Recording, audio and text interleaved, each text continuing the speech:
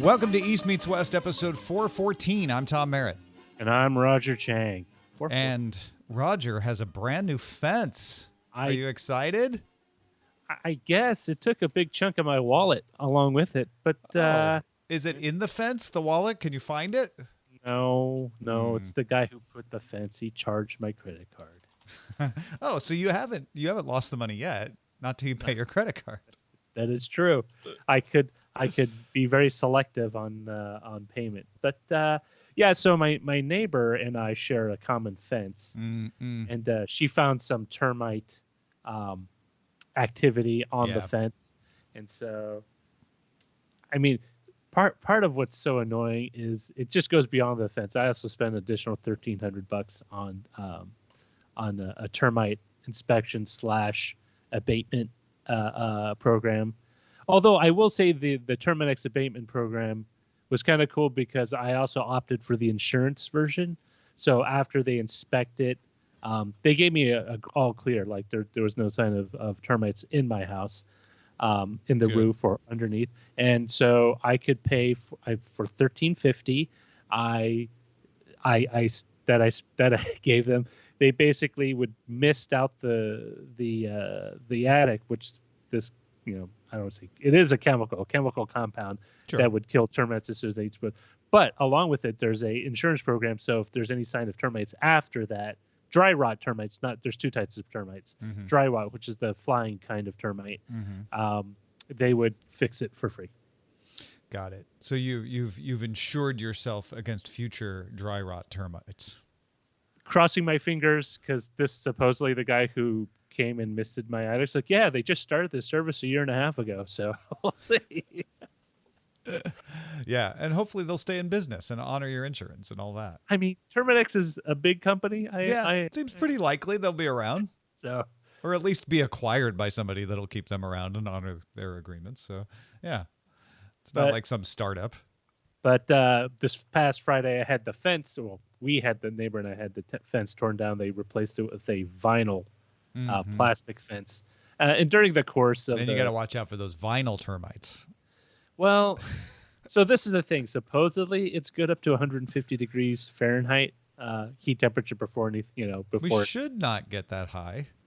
Well, put it this way: you should be not there if it ever got up to 150 degrees. But like, there's the back of my mind are those photos from not this year, but the previous heat wave, not here, but in Arizona, where they showed all these park benches that were made out of tables and benches made out of recycled plastic, and they're all sagging because of. But that's not what your fence is made out of, so you should be fine.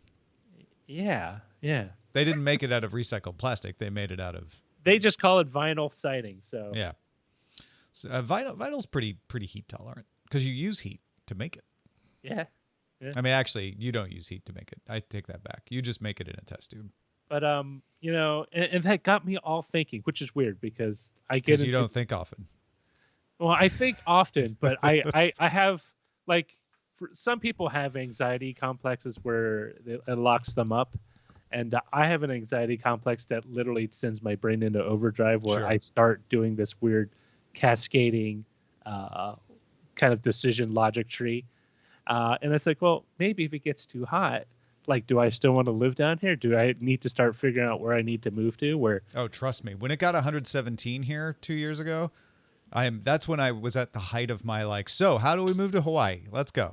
Let's do it. Well, I mean, we weren't planning with maybe we should move to Washington State or something where it's cooler rainy. I don't know. I remember thinking of that too. Like, oh, maybe Seattle's better. And then the next year they had fires in Washington. Yeah, and I was like, well, I don't know. Where was it supposed to Nowhere is safe. and that's when you just kind of throw up your hands. It's like, yeah. Well, especially now that Europe is on fire, you're like, well, like, come on, all the locales are slowly being crossed off of my list. Yeah, maybe we should bring down the temperature of the planet somehow. I know. I'm not a scientist. Like, don't listen to me. I don't know what I'm talking about. I know that there's that project they had in Iceland where they ran the university or researchers, scientists, ran a little proof of concept where they could basically pull the CO2 out of the air, and they basically stripped it so it was just carbon and O2. and what it ended up being was just like these gray blocks that Yeah. they ended up with. Mm-hmm. And I'm wondering, like, if we could scale that, or if there was a way to capture the CO2 through like a synthetic form of what do plants do with the chlorophyll? Oh, God. I know this. Photosynthesis. That's it. Uh-huh. Synthetic photosynthesis. Yeah. That you could just extract the CO2 out of the air and just have enough of those, and then take the excess CO2 and just like put a giant tin around a forest and just pump it full of CO2. Yeah. Turns out there is no lack of possible solutions to the problem. There's all kinds of things you could do. There's all kinds of people who are smarter than both of us doing them or showing how they can be done, like you're talking about, demonstrating prototypes. Some of them more practical than others. Some of them may take a little more research to make work than others. The big problem seems to be getting someone to do anything. Yeah, it's one of those things where someone was waiting for. It's the case of waiting for someone else to make the first move. For example, I know exactly what you're meaning. Like, right? It's that conundrum where like something bad has happened and everyone's waiting to see who will move first, and then once someone moves, then everybody springs into action and all of that. They teach you that in first responder training. That you should always be the first one to move, because once you do, everyone else will jump in too. But I don't know if that's really what's going on, because what would be the first move, right? It's more complex than that. It's not like, well, Roger, if you would just go outside and go, let's bring the temperature of the planet down, suddenly everyone else would jump into action. Like it takes more than that. Well, and you get, there has to be a significant a significant group, a section of the population that would go along with it. There is a predominance of the population that will go along with it. It's getting the organizations, not people, the organizations that can affect the kind of massive change that it would take to do the things it would take. And I know that I hear the knee-jerk reaction of like, well, it's because of the corporations are too greedy. But corporations are made up of people, and people know that this is bad. I think we've moved past the idea that people don't think it's bad. Now it's a matter of like getting the organizations that have to do the hard things that would change the situation to do it. And that's a common human problem. I was wondering, I was thinking about this the other day. I was wondering if like a novel about the introduction of sewers would be a nice metaphor for this, because for a long time people were like, sewage, you just send it into the river and it goes away. Like, what's the big deal? And then as populations got bigger and bigger, suddenly the river didn't carry it all away. But you know what? It was still kind of in the river, so that's fine. As long as it's not in the streets. Oh, crap. Now it's in the streets. Well, but as long as it's moving in the streets, that's fine, right? It wasn't like big sewage was out to stop people from creating sewers. It was that we don't want to do the hard work if we don't have to. And we kind of, with a lot of things like that, we wait until you have something like happened in London. I don't remember when it was, where sewage just spilled out into the streets. And then finally someone listened to the person who had the idea of like, hey, what if we send it all underground into big tunnels? It'll be a big project. Trust me. We're going to spend a lot of hard work doing this, but it'll be worth it. That's where we're at, is like, it's not just greed. It's also like, that's a lot of work. And I don't know if my organization should be the one that has to do it. I don't know if my country should be the one that has to do it. It's getting the not willpower, but the motivation to be the organization that has the capability and willingness to do it. Yeah. And I think you need to have traumatic periods, because like things like the New Deal back at least in the U.S., like during the Great Depression, I think you need some sort of like trigger something that really kind of kicks people into like, okay, we're all going to go into. I mean, even then, I mean, there was still a lot of pushback, but I think there was enough of a critical mass of people to kind of push it over the reluctance aspect of it. And I'm wondering if you could do the same thing. The other thing is like, what would you do initially? Would it be to limit carbon emissions? Would it be would it be to, like, for example, hey, we're going to start limiting the number of days you can drive your car, right? Like, for example, Mexico City, I don't know if they still do this, but back in the 1990s, it was a thing where you could drive only on certain, based on the number plate on your license plate. Odd numbers could drive on certain days, and even numbers would drive the other days, and therefore there would be it was a congestion thing, less than the pollution thing. But like, would people be amenable to something like that, where, okay, you can't drive on these days, but you can drive on these other days? I mean, I'm sure there are much smarter people who already have something worked out. That the problem with those kinds of solutions is they are so disruptive to everyday life that the disruption they're solving has to be equally obvious. And the problem with the warming of the earth is that it's not with you every second, right? It's not with you every day. So and also I think a lot of people are like, well, it's not my fault. I'm not the cause of it, even though we are all carbon emitters. We all exhale carbon dioxide.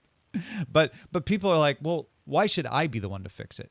And then there are people who are like, well, even though I didn't cause it, I feel good by doing something about it. And then they use paper straws or, try not to drive a car as much and stuff. And that's good. I'm not trying to put that down, but that's not the solution.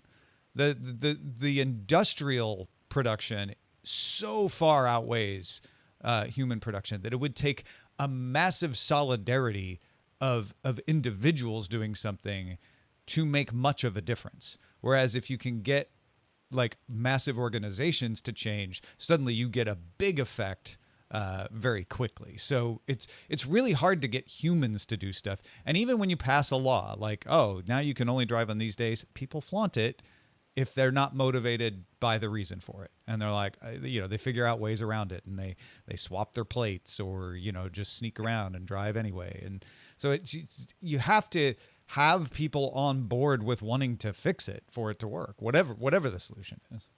Yeah, I mean, and transportation being like the largest percentage share of the emissions, I mean, it is transportation may be. I haven't actually looked at the stuff. I don't disbelieve that, but isn't it mostly from like airplanes, not from cars? So the actual I looked this up for some reason. Like, I think it's because I saw the heat wave coming and got me thinking about leaving. And I was looking, it's like it was actually not as high. Like, it was maybe in the high single digits, but not in the double digits. But then you have transportation is 27%, but electric power is 25%. Industry is 24%. Yeah. So it's not like transportation is 50%. Yeah. But it's But you know why we go after transportation? Because it appeals to that individual sensibility of, oh, you could do something about it. But that's also much harder. You can get the electric industry to just convert to non-emitting power, which is fewer organizations. Boom, you've knocked out a quarter of it. You can get industry to capture carbon or stop emitting. Suddenly you've knocked out half of it. Commercial and residential is only 13%. Agriculture is 11%. I'm not saying you shouldn't focus on transportation, but just because it's the biggest, it doesn't mean it's the one you have to fix it with. Yeah, I mean, power generation, definitely. Yeah.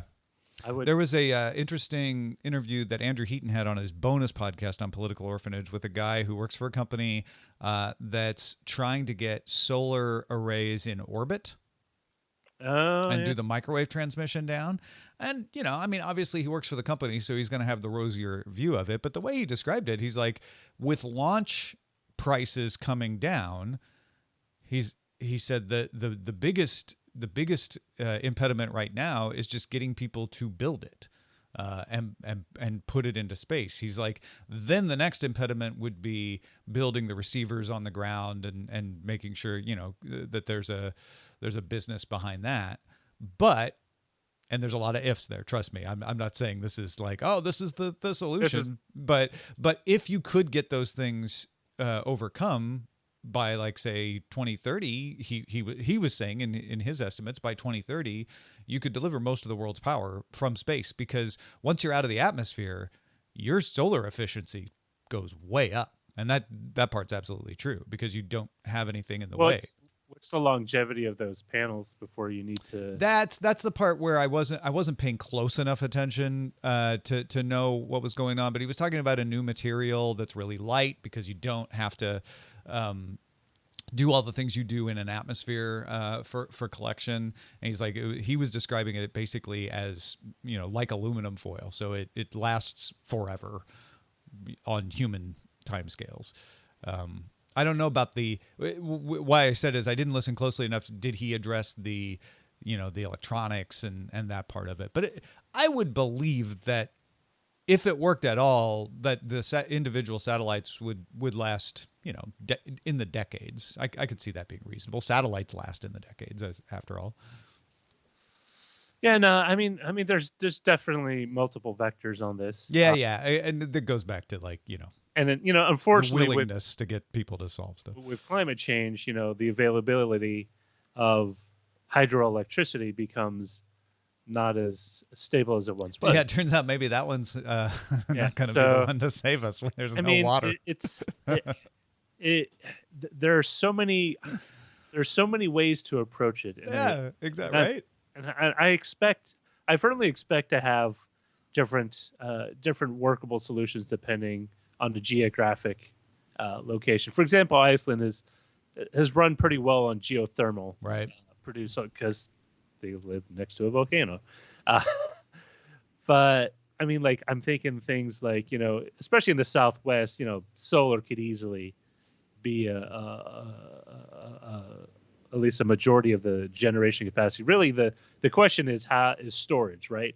Can you build enough batteries? We're getting close to the batteries that are needed to make that really practical. Like, oh yeah, just store all the solar and then redistribute it. But we're not quite there. Well, we're close, but we're not quite there. There are other solutions to storage, which I found really like the water stuff where the water where you basically pump the water back into the reservoir But the other one is, is to basically build a giant cylindrical hole in the ground, and you have a giant stone that you crank up when you have energy, and then as you need energy in the evening, you let gravity let the stone fall. And it turns a generator in the process. I mean, that honestly, all of that stuff, that's not really the hard part, I guess. If you don't need batteries, you could put all that stuff together. Then it comes back to the motivation and the will to do the hard work, because while those don't need batteries, they are more expensive and take more work. It's definitely more into time. Place. Yeah. And I think the motivation's getting greater as the world burns. I think that's a good motivator. It's unfortunate that that's the way the human mind works. But if I had to guess, it won't be all of the world's nations coming together in an agreement that brings down climate change. It's going to be continued pressure from multiple areas causing multiple solutions, some of which can be widespread and some of which will be local. It'll be a hodgepodge of things. And maybe something, if not that solar from space thing, will come up. There will be something where it's like, oh, this is something we didn't have before. And because so many people were motivated to solve this, we took 1,000 chances and one of them paid off. And now we have X, whatever it is. They're going to create a genetically modified tree or plant that sucks in like 5 times as much That'd CO2. Be amazing, right? The carbon tree. Yeah, you joke it, but and then it becomes no, I'm not joking. It's great. I mean, it's plausible. We'll say, right? And then you end up with like a day of the Triffids event where they start moving. But and that would be a tourist destination. Come see the giant carbon trees that just suck the carbon out of the. If you can have a petrified forest, why not a moving forest? Right? It's like, oh, they move on their own. Why do they need to move suddenly? I don't know. Because it's better for tourism. That's what catches people's eyes. Yeah. Well, they can be self-powered by their own carbon. or you have like again synthetic trees that do the synthetic photosynthesis. It's human civilization is weird because throughout history you have things where you had large civilizations. Then for some mysterious, but when I say mysterious, just basically unknown reasons why. Yeah, mysterious is what the History Channel calls it. For example, like Mesoamerican, pre-Columbian, civilizations. I was thinking about that, and I meant to do a search. Maybe off the top of your head, maybe you don't. But did China ever have ruins on the level of the Mayans or the Romans? Did it ever have one of its dynasties fall so far down that they just had abandoned palaces and things? I don't think I've ever heard of that. I've known their civilizations, but not like what you're describing, because China up until, I know they speak of China as like 1,000-year-old history, but it's also a collection of civil wars and various fiefdoms. Yeah. Subsuming other ones. Well, and I just don't know the Chinese history enough to know if there was. But there has never been the only I guess the Great Wall kind of is that, right? It wasn't continuously maintained. No, it wasn't, and it doesn't even connect all the way through. Yeah. But I know there are ones like what you're describing in Southeast Asia, but but I don't know of any in. Oh yeah. There's some like jungle temples that are abandoned and like that are pretty impressive, kind of like the Mayans. Yeah. Cambodia. And some. Right, isn't Angkor Wat? Yeah, I think wasn't that abandoned for a period of time? Is one of those, yeah. But I think that was due to conflict, and they had to. Yeah, whereas Roman society just collapsed. And that's what I was trying to think. I was like, Roman and Mayan society just collapsed, and everybody just moved out into small villages. But I was trying to think of what other examples of that we have in human history that went that high and then fell. And ruins is kind of the signal that happened. There are plenty of Native American tribes, the mound builders, in Cahokia, around the Mississippi. Yeah, where I grew up. No, totally, you're right. So Cahokia is another one. I guess Egypt is too. Yeah, so this is the thing. Like, even though they collapsed, there were still people around them. Well, yeah, and same with Rome. It's not like people stopped living in Italy. Well, I think what makes the Mesoamerican one so tantalizing is that the jungle literally grew over the city, it was lost. And it'd be like if people moved out of central Rome and then Rome got covered with jungles, and you had to dig through it to find the Colosseum. People were still using parts of the Egyptian cities. People were still using parts of the Roman Empire and Rome itself. It's not like everyone just like, oh, Rome's a ghost town. Right. Well, and I'm lumping Greek civilization in there because Greek civilization was subsumed by Roman civilization. So the like the Parthenon and all of that was still in use under Roman rule. It wasn't till Rome fell that all went into ruins. And and it's kind of weird because the way we look at history, we often look with kind of a misleading idea. For one of the things, and it's a slight tangent, is because when you mentioned the Parthenon, and I remember growing up, it's like, man, the Greeks really liked the color white. Like everything was white. The statues are white. It's a classic example, right? And they found out later, and they did high level microscopic electron. They looked at it real close. Yeah, and they could see paint flecks and not just paint, but also dyes and stuff. And they were able to kind of reconstitute what these statues, these buildings looked like. It's like, oh my God, it's like moving from black and white TV to color TV. The statues in particular, it's like, why did they just sculpt everyone in white? Well, they didn't. They were painted, and they looked like people. Yeah, and the eyes had lapis lazuli. A lot of the really kind of nice ornamentation were stolen, right? Like when you look at the Egyptian pyramids, people think they're kind of rough, like, oh, they must have been cracked. It's like they weren't. They were actually had very nice, clean stone, on the outside, but over the centuries, people needed the stone to build other things, so they just took it. Like they just pulled it off the pyramids. And then the crazy Europeans went and tried to emulate the Romans by building all their statues in one one color. It's a very Romans would come to Europe in like the Renaissance times and be like, oh, man, your statues are so boring. I mean, it is such a quirk. Yeah. Of the way we look at things, that we assume, or I don't want to say we assume, but we draw incomplete conclusions based on a lot of. We draw conclusions based on the information at hand, and we don't always have all the information. That, you know, I know it's tempting to like make fun and be like, oh, those the dumb humans, you know, but it's really just it's a human trait to look at something that you think is important and emulate it. And if you look at Roman statues thinking they're important, which, you know, they were a very complex civilization, and you don't know any better. You think, oh, those important people made all white statues. I guess that's what, you know, a successful civilization does. That's what we'll do too. It's funny. I mean, in a way, it's kind of the way we try to replicate various social strata, like always humans always do that. We have affectations. I remember a period of time, and I was talking to in my JC, I was talking to Dr. Jones, who was my English teacher, and she was saying, like, you know, I had a friend who was British, and he recounted a tale of like how he was able to travel the entire length of the United States based solely on his accent.